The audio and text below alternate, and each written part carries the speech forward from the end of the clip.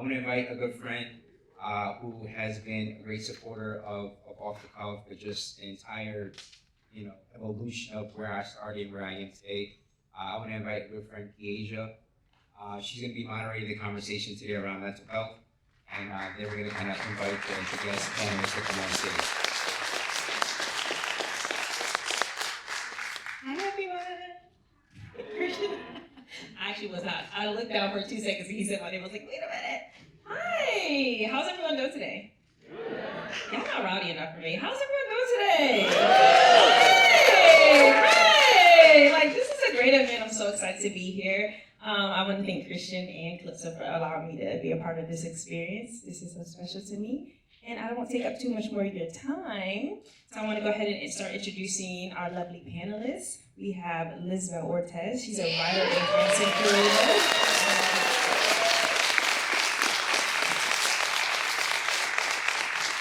Yes. Looking all good and stuff. Hi, girl. We have Nick Crean, actor and motivational speaker. I should say journalist turned actor and motivational speaker. I know my stuff. We have Diana Nunez. She is a multidisciplinary artist.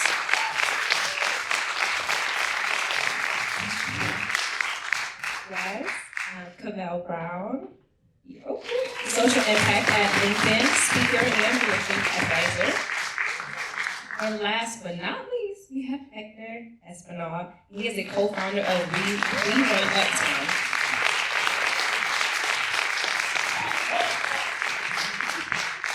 I am so excited to speak with you all today because I was reading up on everything and all of the things, and you guys are some pretty important people and pretty special people, and I'm so excited to be able to have such a vulnerable conversation with you.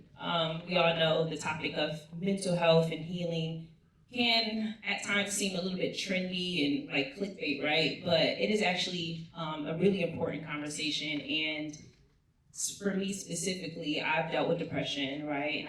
And I've struggled with anxiety, and so I know firsthand how that can be. And so it is important for me to, be able to share that with you guys, but also have you share that with me. Yeah, I'm excited. Okay, so I wanted to ask you guys first to just get the whole conversation started, and you guys can quickly just give me a quick answer. But what's your relationship with your mental health currently? Do we go if you want to, whoever, you can start. We can start with you. I will say I'm doing I'm in a much better place right now.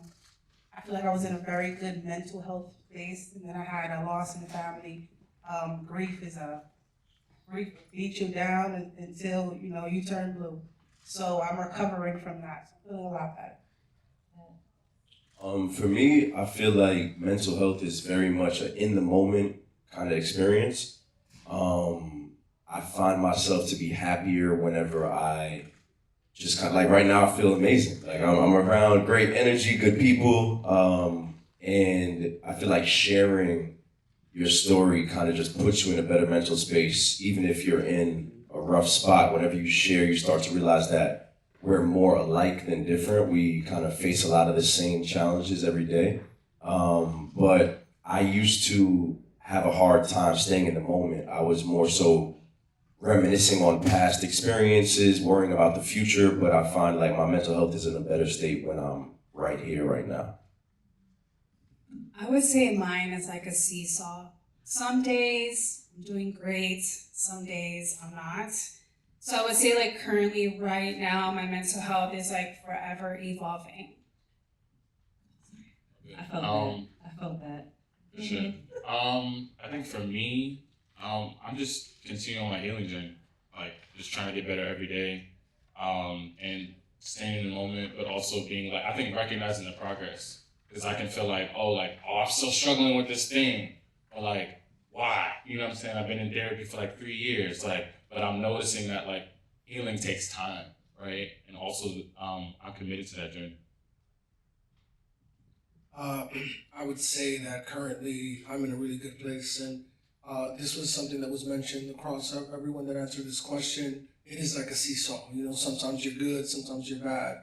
But this has been a really good year for me, and I'm trying to hone in on that and not focus on any kind of negativity.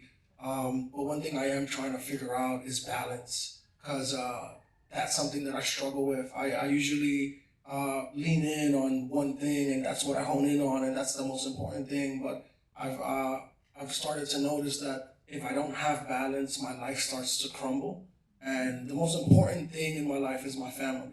So if I don't have balance, then one aspect of my life starts to not get the attention it deserves, and I never want that to be my family.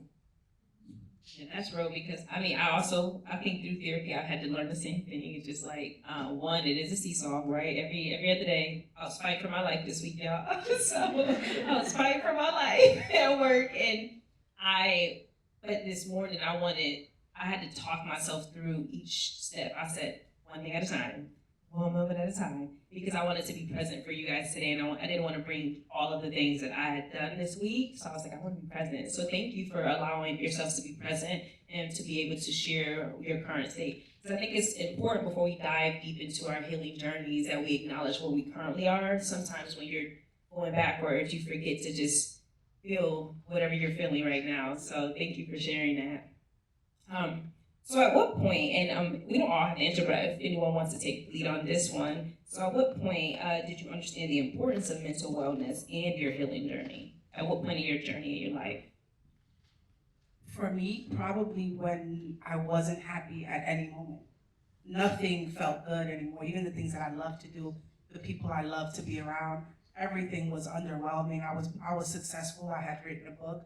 I was doing all of the things that I thought I wanted to do, and I still wasn't happy. That's when I was like, all right, this is serious. I need to really look into what's going on, because this is a lot deeper than I think it is. And I think it's good that you did acknowledge that and you didn't just like give up on yourself and say, I'm, feeling this way. It's just what it is. It's like you're exploring yourself. So thank you for sharing that. Anyone else want to answer? Yeah, I definitely relate to that fully. For me, it was 2020.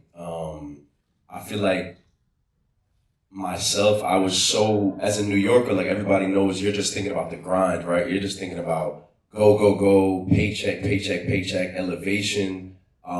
You make it to one level that you've always wanted to get to, and instead of being grateful at that spot, you're thinking about the next level.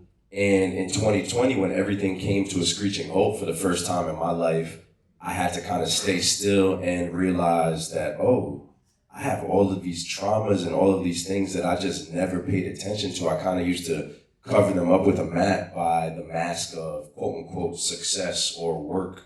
And because work wasn't happening, I was just forced with dealing with myself. Like I was by myself, with myself. And for me, COVID 2020 was a life-changing journey. It was the first time that I decided to enroll myself in therapy and start meditating, start a physical wellness journey as well. And I feel like all of that kind of aided to me realizing that, once you're comfortable in your own skin, once you're okay with who you are for yourself, everything else kind of just falls into place and you're able to deal with whatever comes next. Great. I'm happy that you're there. I'm happy that you got there. 2020 was hard for a lot of us, right? I always tell people now, like, I don't think any of us came out of the pandemic the same. I think a lot of us now deal with social anxiety. Like our batteries are they go a lot fast. Am I right? Am I wrong? After this, I'm going home for like 3 days. Right. We like 1 day outside equals 3 more indoors, right? Does anybody else want to add to that question of like what was that moment, that pivotal moment for you when you learned the importance of your mental health journey? So for me, it was in December. And as an artist, I'm sensitive about my shit. But this specific project really got to me. And it wasn't until my friend was like, it has to be bigger than this. Like usually you're able to take criticism, you're able to pivot, you're able to like show up to your work, but it's not about work. There's something else. And that's when I was like, going through a year of burnout and not listening to my body, being a workaholic, all those things really showed up into my body. And there just came a point in December where I was like, yeah, like there's something bigger. And then that's when I started to do like more interpersonal self work and like shadow work and looking in. And that's like when I was like, this is something that I've been carrying since I was a teen. And the moment I hit the root of that, I was like, yeah, I need to get help. I agree with you. I mean, I feel like you're saying in December, so that was pretty recent. Yeah, I mean, I think a lot of people are just having those like come to Jesus moments, like what is going on in my life, in my career, and right? But it's better late than never. I think it's important to at any point. I think, like you said, you just got into therapy in 2020. Same. Like if you're not, I think it's such an important thing to have that because when you do have those moments where you're coming up and you're like, what's going on with me? It's great to have someone to talk to and not your friends. So I have a question for I guess Hector or if you want to answer this. But what are ways you how much has your healing journey affected your career, if at all? I am where I am today in life because of my healing journey. I'm the co-founder of We Run Uptown. It is one of the biggest running groups north of Central Park. It's one of the first running groups north of Central Park, and I always have to be on. You know, we've been meeting every single Monday for the last 10 years, and when people show up, they're there for their mental health. So I can't put on for them unless I put on for myself. And we were talking about like that social media and like that burnout. If I'm not okay, I can't put on this facade in front of a couple hundred people or 50 people or whoever shows up. One thing that I ask at the run is like, who else had a shitty Monday? Monday's a really hard day, and that's why we started We Run Uptown. That's why we meet. That's why We Run Uptown meets on Mondays, and that's why I started running in the first place. I was in a really dark place in 2013, and I needed something to get me out of there. I didn't feel like myself. I had gained over 100-something pounds, and I was losing who I was. I've always been a social butterfly. I would walk in a room and just start zooming around and talking to everyone. I could not do that anymore because I had lost that part of myself. When I found running, I found community, and that is what I needed, and that is what I want to give back. If I didn't, 2019, my fiance gave me an ultimatum. 2019 was Root Crew's most successful year. I had the opportunity to go to Asia, go to Europe, and I was just not present at home. Business was booming. I was covering up with that mat, that business. The success was that crutch for me. She gave me an ultimatum. She said, if you don't go to therapy, you're gonna lose your family. I said, therapy's for soft men. I don't want to do this. I lost my family, and then I had to go to therapy. You know, I was like, all right, cool. I've dropped the ball. I went to therapy, and it's the best thing that I've ever done because I now have the tools to navigate life. You know, your friends are not your therapist. Your partner's not your therapist. Your business partner is not your therapist. You know, and that's something that I'm now letting the people that are around me know. You know, cool, I can listen to your problems, but I don't have the tools to help you. All I can do is listen. I can't give you advice because any advice that I'm giving you is bias. That's advice that's coming from your friend. If you ask your mom for advice, she's giving you motherly advice. Your sister's giving you advice from her point of view. But a therapist is there, they're unbiased, and they're there to listen to you and provide you the tools to move forward. But I do a lot of work. I'm in the public eye a lot. I'm around a lot of people. And sometimes I do want to go back home and just do normal stuff and not have to be in the industry, not have to talk. So yeah, because I'm in therapy, I have these tools that allow me to navigate all these waters. You for sharing. You got it. We love that. And I want to thank you for showing up for yourself too, because I think that's the most important. And whether she gave you that ultimatum or not, you were going to get there. So you got the girl back. Okay? You got his family back. Okay? I love that. How's it helped my career? I think tremendously. I think for me, like I do social impact, so what that means is I do philanthropy. So I give money to nonprofits all around the nation and the world. I've been in this space for a long time. And it's hard because like on the other side of the call, I'm talking to this organization called The New Way of Life out in LA that helps women coming home from prisons. Or I'm talking to Streetwise Partners out here in New York City. And all those people look like me, right? When I think about the people who are growing up in the hood or like on food stamps, like, yo, I'll give you 80 food stamps for like $60. Y'all know what I'm talking about. You feel what I'm saying? Like, you had to get it done. And I think for me, like, you start to take on all those things of like all these different problems, especially like being the only black man on my team, right? Like, you're like, oh, it's not like, it's just, this is a thought exercise for some people. This is like real life for me. You know what I'm saying? Like, what people are going through is like, this is what I've lived through too, growing up in the projects, growing up in the hood or whatever. And I was like, you're seeing the problems on a daily basis, but I'm also trying to help them. But I'm like, I gotta be well, right? Like, I have to heal. I have to be like, okay, like when I see these things in society, I gotta say, okay, like, why is that happening? Where is that coming from? What am I going to do about it for my own self? Because if I'm constantly showing up in front of community and I'm not okay, right? And they're looking to me not from a savioristic kind of standpoint, but like, K-Bell, can you help? Can you do this? And like, you know, my DMs are like crazy because everyone's trying to like ask for money and all these different things. And I'm like, I really want to help everybody. And you're like, yo, like, I don't have enough time. I'm just a person, right? I'm human. Like, I only have a couple hours in the day, right? Like, I got a family, and you could burn out. Right? Because you're like, yo, I'm trying to see the movement to liberation and freedom on a daily basis. And I'm trying to be the catalyst between the Robinhood and LinkedIn and trying to give all the money out. And I'm like, bro, I can't do it all on my own. And I start to say, okay, cool. Like, there's generational trauma that we're all going through. There's societal trauma that we're all going through as black and brown people.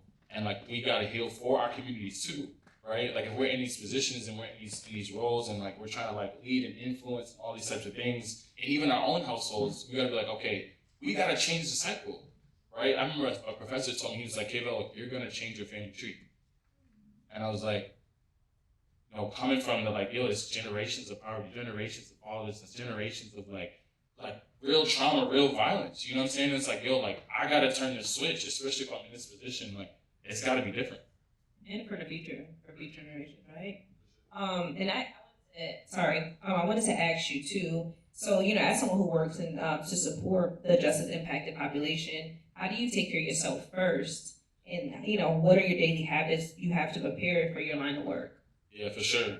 So yeah, I'm a Jesus loving Christian man. So Amen. I be praying, y'all. I be in my word. So I think that's first and foremost. Where I'm like, God, like, show me where you want me to go and who you want me to be as I show up, right? And let my cup be full before I go out, right? Because at the end of the day, if I'm pouring from an empty cup, then that's not a good thing, right? And I'm noticing that there's a level of emotional intelligence that, especially people coming home from prison, it's like, yo, like, brothers be doing work in there. They be doing work on themselves to say, hey, like, what does it look like to have a restorative approach of how we think about loving one another and not always dealing in harm, right? And when I'm going through that, it's like, okay, like, I need to be in my word. I need to pray. I go to therapy every 2 weeks, and I'm like, okay, I'm gonna stay grounded, right? And show up and say that I'm viewing the people that I'm helping as not like a project, right? That there's a humanity that I have to deal with in myself as I'm going out there to say, okay, we see one another. That I'm not taking on the biases of like, oh, like you like my uncle or whatever, or you like so and so who went to prison or whatever. Like, I have to be healed to say I can see people through God's lens and through the love that God sees them, in order to love on them as they love on me. Because if I'm clouded, then I can't really do my job. Amen. Come on. So first of all, because I look at age really sad. I be looking in the room for my friends who get it, the people who get it, because when we go first at the beginning of the day, if you're not praying about it, what are you doing? Right. You start that good old devotional, you praying, you know, maybe you fast a little bit. We love all of that. So thank you for sharing that, because I do feel like sometimes I find it that people find it hard to share that their faith is a part of the journey. And so to me, I'm open about that. Like, I don't hide it anymore. At one point I used to be like, I don't want to talk about God in front of people, but now I'm like, loud and proud, what we talking about? Because I feel like that is I don't push that on people, right? But I think that is a huge part. Whatever you believe in, whether you believe in God, Buddha, whatever you believe in, I think that you have to pour into that part of you as well in order to heal, to get to that next step. So thank you for sharing that. All right, I was trying to multitask over here. I had a question for Deanna. I said it right there. Okay. You put so much of your childhood experience into your work. Do you feel like that is an actual healing experience for you? Yeah, so through my work, I do a lot of like inner child work. And it's basically just being able to like create a space where my inner child can have the childhood that I did not have growing up. So a lot of my work lends itself to that. It's able to like showcase how like kids can do that too. When I look at kids, kids don't care. They'll do whatever they want. If they're upset, they'll show you. If they're happy, they'll show you. If they're sad, they'll scream and show you. So like a lot of that I didn't have growing up. And so being able to have like an art practice where that's also a tool for me to like tap into like my inner child, that has been such a game changer because again, there's a lot of things that root from that moment on. There's a lot of things that you carry as an adult starting from a child. So I think that lends itself a lot. And that's been the greatest tool that I have. Yeah, I think I've been hearing a lot more about the inner child experience, and I did like a sound, what is it called, like a sound bath or something, and they made us do something with our inner child, and I was like sobbing. You don't realize how deep it gets until you get there, and then you see like that little you like just yearning for certain things, and you just have to reassure them. So I love the work that you're doing. Yeah, because Thank you for that. Yeah, because I mean, your body keeps a score. Absolutely. You put it somewhere and then it starts to hurt, and you're like, oh, why does this hurt? And I think Yeah.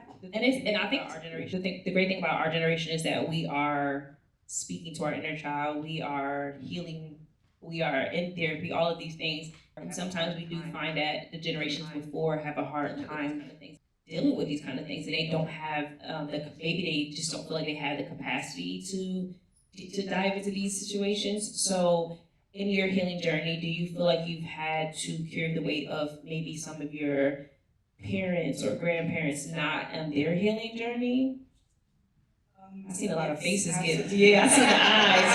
I see I the feel like eyes. as a black and brown person, automatically, if you have parents, if you have elders in your life, if you have people who are raising you, you will take some of their traits. I find myself having a lot of conversations with my mom, my father, my aunts. I have family meetings, I have therapy sessions, and it's really just to help them understand why they may be acting the way that they do. Because for most of them, their reactions and the things that they do that's just how I am, that's how I've always been. Nobody's ever said anything to me about it. Why do you have to be the first one? And it's like, because I love you that much. I love you so much that I don't want you to carry that forever. I know that that's something you can leave at the door once you unpack it. You definitely wrote the book on it. Let's talk about it, right? I mean, I'm just saying. Yes. Can you tell us your experience with writing that book and having to dig deep into going into not only yourself, but your family, your culture, and all of these different things to write this story? Yes, it was definitely one of the hardest things I've ever had to do, because she said we're healing our own inner child, but I started writing about my mother, my father, my grandparents. Now I'm talking about their inner children, and that to me was even harder than looking at myself. Because I could no longer look at them as excuses. Like, yeah, this is the reason why this happened to me, because you and y'all don't know how to act. Now I started looking at them as the children that they were neglected as. And I'm like, wow, you gave me what you could. It wasn't what I needed, but you gave me what you could. And that gives you an entire different perspective and just compassion for the people who raised you. And it doesn't excuse. Don't get me wrong, it doesn't excuse if they were violent or abusive or emotionally neglectful. It's just a better understanding to give yourself peace. It's a really, oh yes, give it a round of applause. Yeah. I think it's so interesting too, because my therapist always tells me, like, she has to remind me all the time that my parents are actually people too. Yeah. I'm like, oh, they're just not my mom and dad. Like, I don't know what you're talking about. Like, what are you talking about? Actually, I want to piggyback on that because as an artist, you're always dealing with, it's weird because my career actually helped heal me as opposed to my healing journey affected my career. I feel like my career affected my healing journey, and one of the things that it helped me do was be more vulnerable with my inner child for one, but also thinking about, like, there are certain situations as an actor where you have to pull from something. And there was this, like, my father and I have had, like most fathers and their kids have had, like, a back and forth relationship And a lot of what I realized is, he was doing the best he could. He was doing with what he had, and he had his own traumas that he had to face. And one of the most important things I did, and this is a whole other can of worms conversation, but I went on an ayahuasca journey. I heard about this. Yeah, it was. Yeah, that's a whole other. That's gonna take hours to really dive into. But one of the things that I realized on that journey was that all of my traumas, on an energetic level, also were fueled by my parents' traumas and their parents' traumas. And as a person of color, like, our parents were so worried about putting food on the table and like doing, protecting us from certain things outside the home that they really didn't have time to. They didn't feel like they had the time to dive into their own healing. Like, they didn't go to therapy. Like, nobody in my family before my generation has been in therapy before. One of the things that I realized was, I'm like, my mom has always been calm, cool, and collective and loving. She has never really healed from her traumas. And it's like, I try to encourage her and other family members to get into therapy and start to really diving into what they never were able to heal or what they didn't feel like they had the time to. Yeah, I had a similar experience. I didn't do all of that. I'm scared of that. I recommend it. No, listen, I heard your story. I heard you talk about it on Off the Cuff. We plug in the podcast. Y'all better watch it too, because I be watching those episodes, honey. I look out for my friends. And I heard Charlamagne talk about it as well on Breakfast Club. I was just like, what is this? But to me, I'm such a control freak, so I don't want to lose the control. And when I heard that you lost the control and you were in somewhere that you were just in a whole other realm, I was like, but it does sound like, it sounds very therapeutic. And I feel like if there's whatever you have to do to get to that place, I feel like people should get there. And even rather, like, again, it could just be your therapy session, right? Like I said, my therapist is like, your mom and dad are people, and my mom is back there. And I said to her recently, I was like, wow, you had 2 kids by 19. What? Whoa.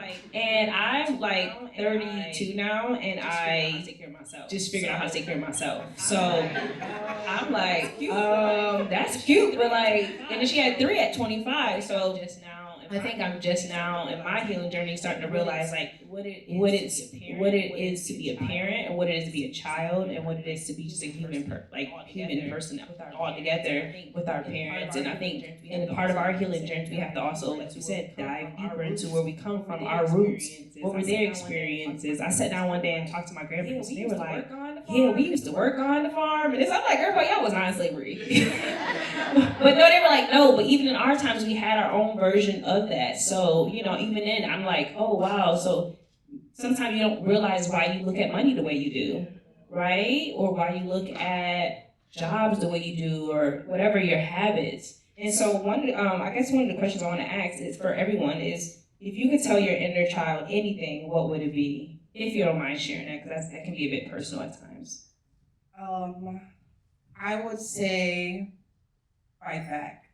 Ooh, girl, period. Yes. Yes. And I mean fight back in the emotional sense of fight back, stand your ground. You know what's wrong and what's right. And as a kid, sometimes you can, especially if you're around adults who might not know, you just know. And I would say fight back, stand your ground, walk into a room, know that you own it. If you a weirdo, be a weirdo, be a proud weirdo. Be the weirdo in the room that everybody's like, yo, she's weird, but she's doing it. She owning it. Yeah, I don't walk into a room and get scared at what people will think of me. That's what I mean. Fight back, stand your ground. You are who you are, and be that person proudly. Don't let nobody sway you from who you're meant to be because of opinions, or maybe your parents are they might be a little bit too strict, or they have their own opinions on the way that you may be. But that would be my thing. Fight back, stand your ground, and be who you are, no matter who walks into the room, no matter who says anything to you. If you feel in your heart that that's who you are and that's what you want to be as a person, do that. Okay. Y'all heard little Liz though. Did you hear that? Yeah, you see I think about this all the time. The childhood me needs healing. Well, is healing. The teenage me wants to fight. So sometimes you got the battle of the kid and the teenager. sometimes the teenager wins, but the child is winning right now. Right. Nick? I would say enjoy the journey and don't rush to the destination, because so many times in my life, like I've been blessed to be able to experience a lot of great moments and meet some great people and have certain like career transitions and different career successes. But what I've realized is that, and I have to call one of my best friends, he's an author, I'm gonna plug his book, y'all should read Chain Gang All Stars by Nana Kwame Adjei-Brenyah. Purchase it. Yeah, him and I were roommates in college, and he's one of the few people I can relate to on this weird journey in entertainment and things of that nature. And I remember after I finished my first episode of my first TV show, and it was the first time I had ever flown, like our union, they're required to like first fly as first class and do all this stuff. And I'm like, bro, I never flew first class. Like, this is crazy. And I get back to New York, and all of a sudden I just felt this empty feeling. Like I was like, I just did exactly what I said I wanted to do. I've been dreaming about this and it's here. And now what? What's next? And I called him and I was like, yo, have you ever felt this? He was like, 100%. Like after my first book deal, I just felt this weird void. And what I realized is you can't put meaning on the destination. It's really all about the hard work you put in and the people that help you along the way and the people you're able to meet and the love you're able to share. And you can't be defined. Another thing is you don't define yourself on what you do to make money. You should define yourself on the impact you have on other people's lives and how much good you put out into the world. That's a word. It's really about impact. It's really about impact, for real. How am I supposed to follow up to that? So I dealt with a lot of abandonment as a kid. Like I was neglected by my parents. So I grew up feeling as if that I was not worthy of anyone's time, or I was taking up too much space, or as a burden. So something that I would go back and tell myself, and this may sound cliche, but that I am that girl and have always been that girl. I love that. To make a funny reference, y'all seen Barbie? I didn't. But to answer the question, I would say, there's always time to feel. That's what I tell my younger self, because I feel like sometimes the trauma response is like, nah, we ain't gonna cry today. I ain't gonna feel this, and I'm gonna just go on to school, I'm gonna go to work, and we gonna thug it out, you know what I'm saying? Like, we just gonna do what we gotta do, and it's like it's like you taking the time to feel whatever, like, that's in your chest, that's in your mind, that's in your body, that them tears that are welling up that you kind of pushing down, that in itself is resistance, right? That in itself, you saying, like, you know what, like, this, because there's always gonna be this thing that you're gonna have to do.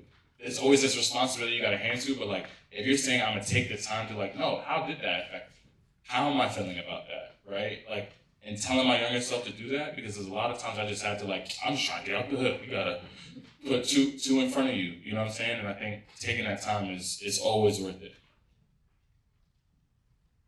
This question is always hard for me to answer. I'm a father of two, and my oldest son is exactly like me, and his mannerisms, his tantrums, just the way he interacts with people. And as children, all you want to do is fit in. You know, you think of like I watch my kids interact with other children in the playground, and it reminds me of myself. You know, you show up to a new playground and you just want to play with all the other kids, and you want those other kids to play with you. And something that I dealt with a lot as a kid was this necessity or this need, this desire to just fit in, you know, and be accepted by other kids. And one thing that I tell Hector, that's my oldest son, and that I would tell myself is, you're a leader. You don't need to fit in. You don't need to follow. You don't need to fit a mold. That's why this question is so hard, because it's something that I'm watching my sons deal with, and something that I dealt with so much, where you don't feel like you belong, and you know you're running to the beat of your own drum, you know, and that's what I would tell little Hector, man. You don't need to fit in. You're the leader. You'll be followed. Just be yourself. Wow, you guys are so amazing. Round of applause for you. So we're coming to the end here, but I just want to say thank you so much for showing up for yourselves today. Thank you for sharing such vulnerable stories and just your journey with us, all of us here. And before we go, I wanted to give the audience an opportunity to learn, like, where they can follow you, what they can support you at. And also, I want to say something, because I'm a comic book nerd. I don't know if he remembers this, but Elise, I seen you at the layout, like maybe 2 years ago. And I was like, Nick, I just think you need to be in a Marvel movie. And he was just like, well, you speak it out there. And then I look later, what was it, later that year, or maybe 2 years, like a year later, I look and he's the first Black Joker. And I said, what now? And I just wanted to say that because even though it's not Marvel, I don't rock with DC, but I'm okay with that. I was like, wow, the power of the tongue. And I don't know all of you personally, but I'm going to know you after this. Watching your journey, though, has also just really inspired me. And sometimes we don't realize how other people's journeys can help us heal, too, because you share so much of your journey with your travels and just all your vulnerability. And that has really helped me to stay on my path in this business, because it sometimes get the best of me. So thank you for that, because even your moves, I was like, oh, he did that. Okay, I got to stay out here then. But I wanted to give you a quick... I do want to... Yeah. First of all, thank you. I feel like you just touched on something that people kind of miss, because we are stuck in this matrix of like thinking that what we see is everything. And I feel like when you speak blessings and goodness over people's lives, especially people who you care about, that is a direct impact to their way of thinking and their way of manifesting. And the more good energy you're around and the more good energy you put out, the more comes back to you. So thank you for speaking that over my life. And I receive all of that. And I hope everybody in here speaks blessings over themselves and other people. And one other thing just to touch on that really, like, one of my main pet peeves with us as a generation, as a people, is when we make these jokes about ourselves. Like, we'll be like, I'm such an idiot, or I'm such this, that, and the third. Like, when you speak those things, like you said, there's power in the tongue, so you should only speak goodness over yourselves and others, in my opinion. Yeah. Well, while you have the mic, why don't you just tell everyone where they can follow you and how they can support everything you have going on? You can follow me on all socials at Nick Cregan, and I have a movie that is coming out in November, so very excited about that. It's called Good Egg. It's actually a Latino-led film. I'm not Latino, and I was asking Christian, like, bro, you sure I'm invited? No, for real though, because I was happy also to be here. Okay, I love y'all. But definitely look out for Good Egg. That's coming out in November. Yeah, thank you.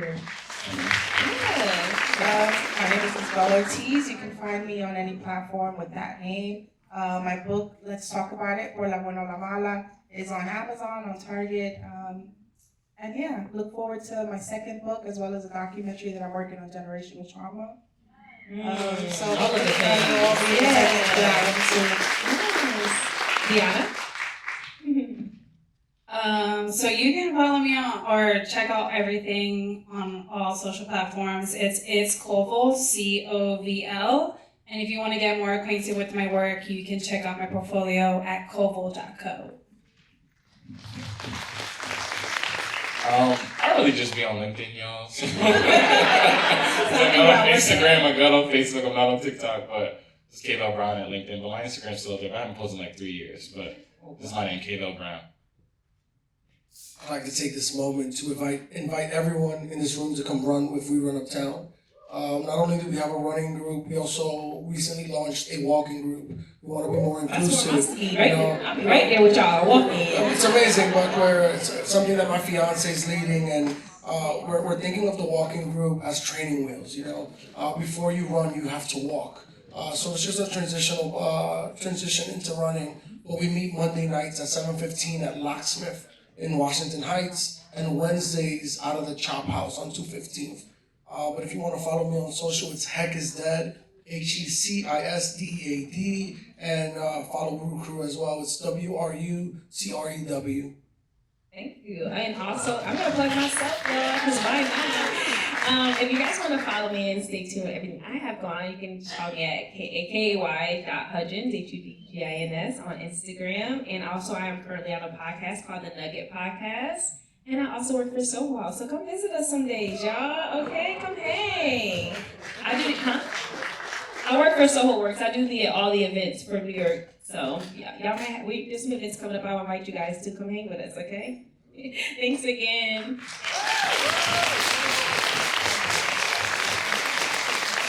Before you go, yes, Nick, you belong here. So thank you. This whole panel was built out of intention. Chris should tell you, like, Lisbeth, Hector, Kigvel, all of you guys, we've seen each other, but you really inspire me. And seeing your stuff, I told you from the troop, I was like, as soon as I saw you said, Kigvel, to see you grow and flourish. I've known this brother for a couple of years, and Hector, the same thing. It's all love. Thank you all so very much. Thank you. Many blessings.